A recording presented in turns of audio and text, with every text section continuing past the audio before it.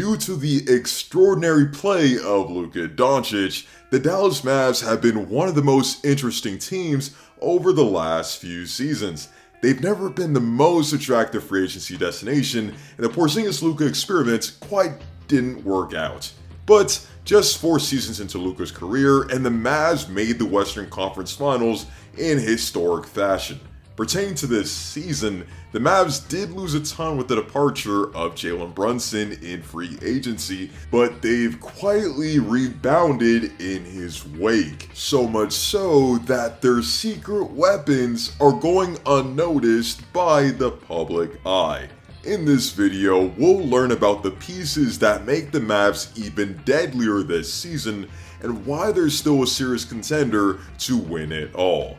But before we get to that, be sure to leave a like on the video, as each like makes a tremendous difference for the channel, and also be sure to sub to the channel for more content like this. When discussing the Dallas Mavs, it goes without saying that Luka Doncic is literally out of this world. I mean, when you're only second to Michael Jordan in playoff points per game, already top 10 in all-time triple-doubles in league history, and outplayed the likes of Kawhi Leonard, Chris Paul, and Steph Curry in playoff matchups, then you're in the convo for the best player in the world. Matter of fact, those accomplishments don't even scratch the surface of what Luka has done in his professional career, and he's bound to break even more records with his improved physique. As dominant as Luka Doncic has been thus far, his conditioning at times has been in question, especially over the last 2 off seasons where he's reportedly been north of 260 pounds at camp. This is also evidenced by the Mavs' very slow start to last season, being 16-18 through 34 games. But as Luka started playing himself into shape, the Mavs became a major storyline of the season and ended up making the Western Conference Finals. Moreover, Luka has gotten into the best shape of his professional career this offseason and will enter the new season with new weapons surrounding him. For one, the Dallas Mavs now have Christian Wood, a player that lit up the floor for the Houston Rockets. When given the opportunity in Detroit in 2020, Christian Wood put the league on notice, putting 22 and 10 on 40% from 3 in his last 15 games there. However, the Pistons elected not to bring him back, landing him with the Houston Rockets, where he would continue his dominant play. In 2 seasons with the Rockets, Wood put up 19 and 10 on 50% from the field and 38% from 3 on 5 attempts a game. But the thing is, Wood isn't just any 19 points per game scorer. He's very versatile in his ability to operate in the post and also handles the ball well, but most importantly, he operates well in the pick and roll and on pick and pops, and shot 40% on catch and shoot threes, meaning he and Luka are practically a match made in heaven and a terror for defenses. As it pertains to Wood, he'll be functioning as the 6th man for this team, as JaVale McGee is set to be the starting center. This is just yet another underrated signing by the Mavs, since he's someone who can operate well in the pick and roll and also provides a defensive presence at the 5. However, the Mavs' hidden gem is actually a new member of their backcourt, someone who's going to have a big impact in the near future. At the 2022 NBA Draft, the Mavs traded for the Kings' 37th pick, which was used to select 6'4" guard Jaden Hardy out of G League Ignite. In the G League, Hardy really struggled with his efficiency, but the system and lack of spacing and shot creation surrounding him made him to appear as a much worse shooter than he actually was.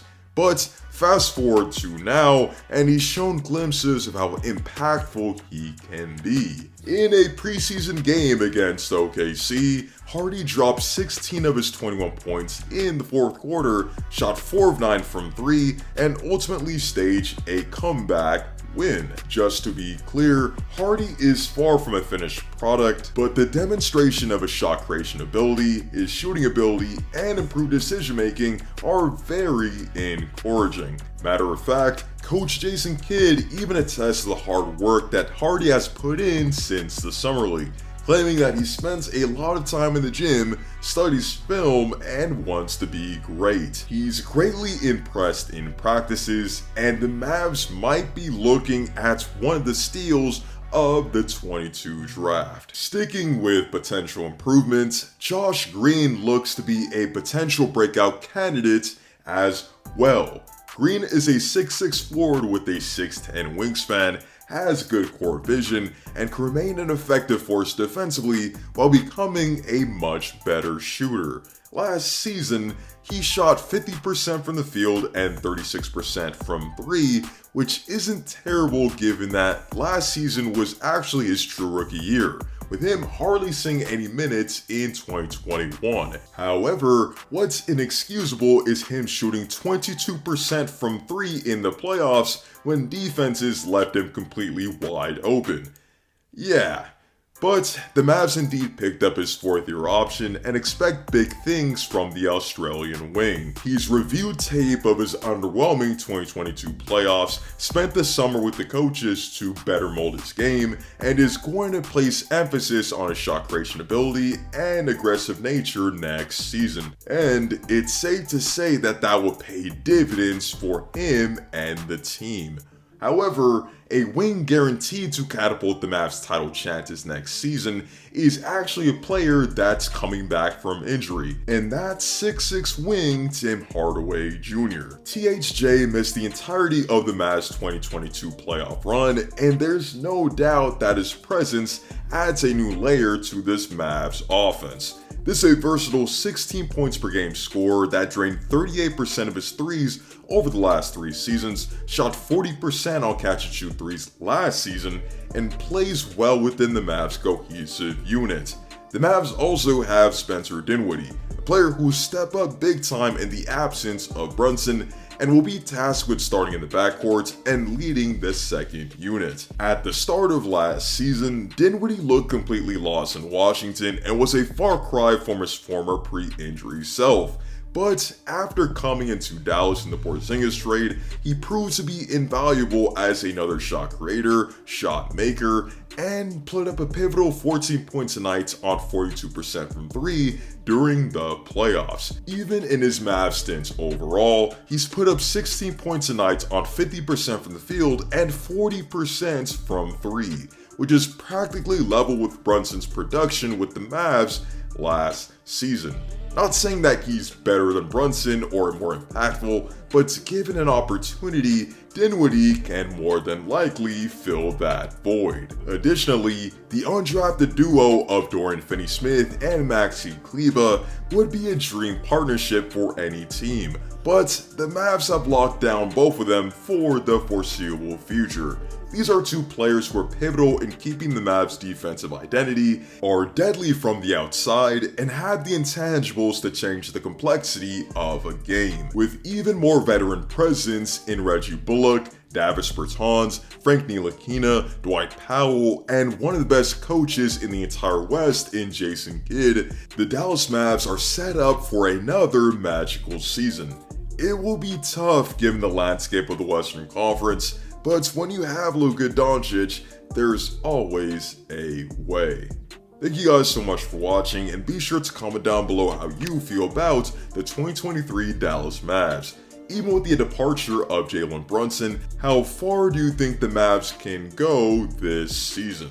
Also, which player are you most excited to see on the Mavs next season? Which role player do you feel will be the most impactful? And how big of an impact do you think Luka's body transformation will have in his game? Let me know in the comment section down below. Be sure to leave a like on the video, as each like makes a tremendous difference for the channel, and also be sure to sub for more content like this. Up to you all in the next one, and stay tuned.